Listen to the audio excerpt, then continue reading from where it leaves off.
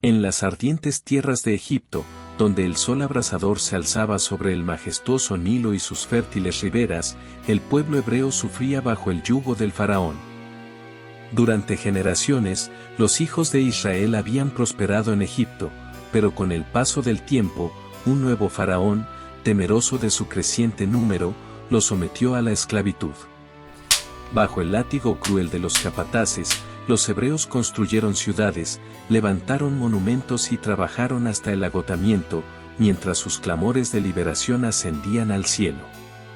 Con el propósito de debilitar a este pueblo, el faraón decretó que todo varón hebreo recién nacido debía ser arrojado al Nilo. Sin embargo, en medio de este oscuro tiempo, nació un niño que cambiaría el destino de su gente. Su madre, Jocabed, incapaz de aceptar la muerte de su hijo, lo colocó en una canasta tejida de juncos y lo dejó a la deriva en el río, confiando en la providencia divina. El destino llevó la canasta hasta la princesa de Egipto, quien, al ver al bebé, sintió compasión y decidió criarlo como su propio hijo. Así, Moisés creció en el palacio real, vestido con ropas de oro y lino fino, educado en la sabiduría egipcia y tratado como un príncipe, sin saber aún la verdad sobre su linaje. A medida que Moisés crecía, comenzó a notar la injusticia con la que su pueblo era tratado. Un día, mientras recorría los campos de trabajo, vio a un capataz egipcio golpeando brutalmente a un esclavo hebreo. Incapaz de contener su furia, Moisés mató al opresor y enterró su cuerpo en la arena. Sin embargo, su acto fue descubierto y, temiendo por su vida, huyó al desierto de Madián, donde encontró refugio entre los pastores y se casó con Séfora, la hija de Jetro, el sacerdote de aquella tierra. Mientras pastoreaba en el monte Horeb, Moisés presenció un hecho extraordinario: un arbusto ardía sin consumirse. De entre las llamas, una voz resonó, llamándolo por su nombre y ordenándole que se quitara las sandalias, pues pisaba tierra santa. Era Dios, el Dios de sus ancestros, quien le encomendaba una misión aparentemente imposible: regresar a Egipto y exigir al faraón que liberara a su pueblo. Moisés, atemorizado, argumentó que no era un buen orador, pero Dios le prometió ayuda y le otorgó señales milagrosas.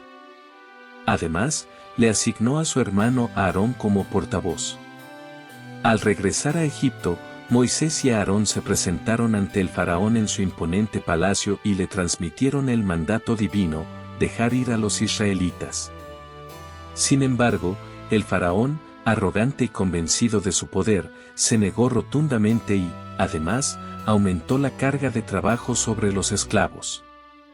Como respuesta a esta negativa, Dios desató su poder sobre Egipto mediante una serie de plagas que iban en aumento en intensidad y destrucción.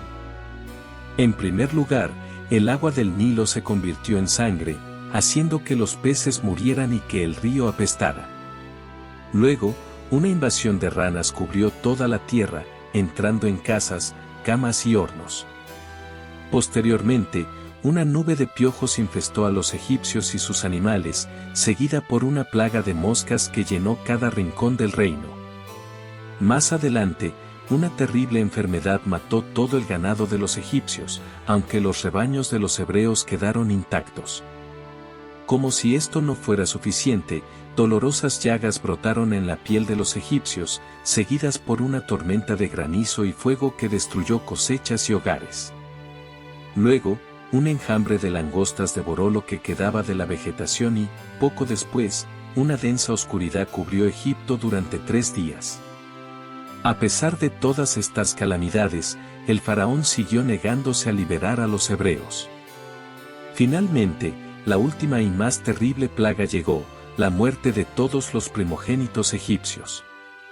Durante esa noche, conocida como la Pascua, el ángel de la muerte pasó por Egipto y arrebató la vida de los hijos mayores de cada familia egipcia. Sin embargo, los israelitas fueron instruidos para marcar sus puertas con la sangre de un cordero, y así, sus hogares fueron preservados.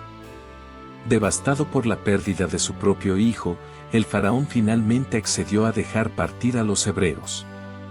En medio de la noche, el pueblo de Israel salió apresuradamente de Egipto, llevando consigo sus pertenencias y el oro que los egipcios, temerosos, les habían dado. Guiados por una columna de nube durante el día y una de fuego por la noche, avanzaron hasta llegar a la orilla del Mar Rojo. Sin embargo, el faraón cambió de opinión y envió su ejército tras ellos. Cuando los israelitas vieron acercarse a los carros y soldados, cayeron en desesperación, pues estaban atrapados entre el mar y sus perseguidores. Entonces, Dios ordenó a Moisés que alzara su bastón sobre las aguas, y en ese instante, un fuerte viento dividió el mar en dos, creando un camino seco. Asombrados y llenos de fe, los israelitas cruzaron mientras enormes muros de agua se alzaban a sus lados. Los egipcios, confiados, los persiguieron por el mismo sendero, pero una vez que el último hebreo alcanzó la otra orilla, Moisés extendió su mano y las aguas se cerraron de golpe, ahogando a todo el ejército del faraón. Ante esta impresionante victoria, el pueblo celebró con cánticos y danzas, alabando al Dios que los había liberado. Después de su milagrosa salvación, Dios los condujo hasta el monte Sinaí, donde Moisés subió entre truenos y relámpagos para recibir las leyes sagradas. En ese lugar, Dios entregó los mandamientos que regirían la vida de su pueblo y selló con ellos un pacto eterno. Sin embargo, la travesía por el desierto fue larga y llena de pruebas.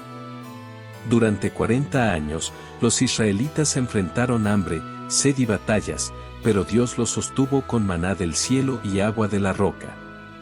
A pesar de las dudas y rebeliones del pueblo, Moisés los guió con paciencia hasta la frontera de la tierra prometida. Al llegar a este punto, Moisés, ya anciano, subió a la cima del monte Nebo y contempló la tierra que Dios había prometido a su pueblo. Sin embargo, él no entraría en ella. Desde aquel monte, en paz, entregó su espíritu, dejando un legado eterno.